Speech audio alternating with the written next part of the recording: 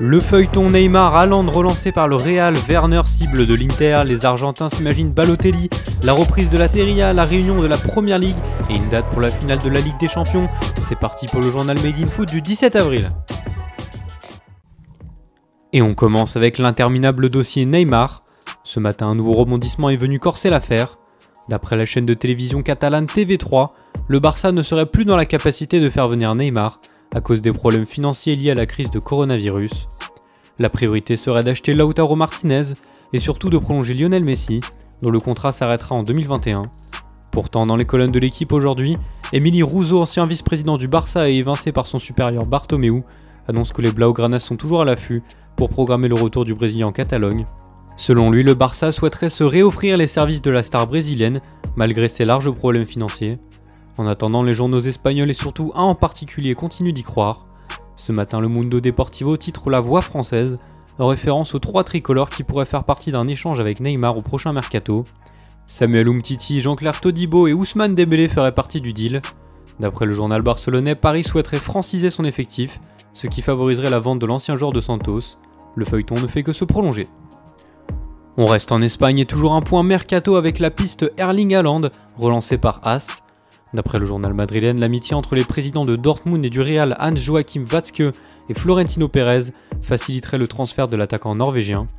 D'ailleurs, son compatriote Martin Odegaard, prêté par les Merengues à la Real Sociedad, ferait le lien pour le rapatrier en Espagne. De son côté, Achraf Hakimi, également prêté, mais du côté du Borussia, pourrait servir de monnaie d'échange. Haaland est de loin la priorité madrilène pour cet été, mais pourtant le dossier semble mal engagé.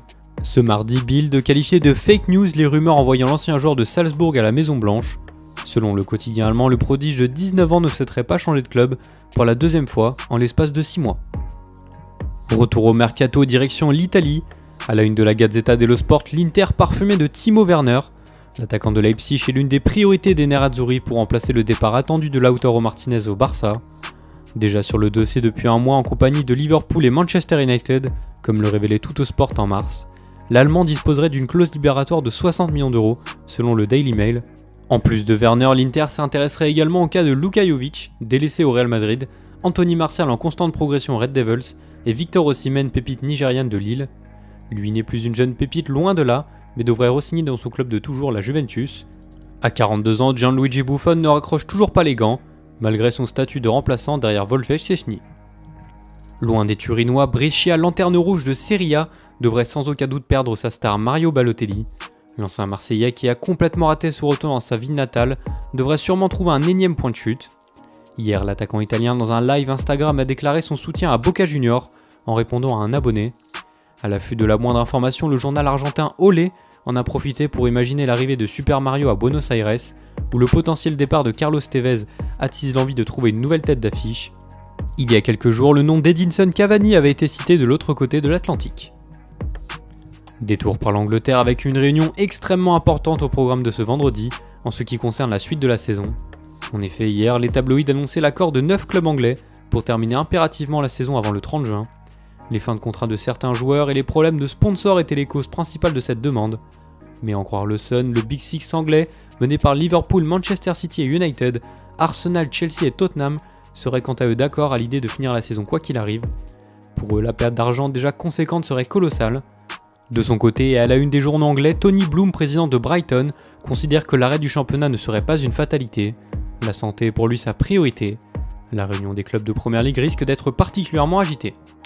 En Angleterre, toujours Daniel Levy, président des Spurs, a encore fait parler de lui après son U-turn survenu en début de semaine. En effet, l'homme d'affaires anglais ne pourrait plus prendre en charge la rémunération annuelle de 10 millions d'euros de son ancien entraîneur Mauricio Pochettino, et il lui aurait demandé d'accepter une baisse conséquente de ses indemnités. En effet, dans l'accord du limogeage du coach argentin, son indemnisation jusqu'à qu'il trouve un poste était assurée. La crise du coronavirus continue de faire des dégâts sur l'économie du football. Enfin, place à une information concernant les Coupes d'Europe. D'après la BBC, la finale de la Ligue des Champions pourrait se jouer le 29 août et la Ligue Europa le 26 août. Autre précision également, les quarts de finale se disputeraient les 28 et 29 juillet. Une fin de saison européenne en un mois, un tout nouveau scénario succédant à une Champions League finie en 2 semaines, comme le rapportait la Cadena Ser lundi. En ce qui concerne les 4 derniers huitièmes de finale, le progrès annonçait mercredi que l'UEFA aurait programmé ses rencontres le 21 et le 22 juillet.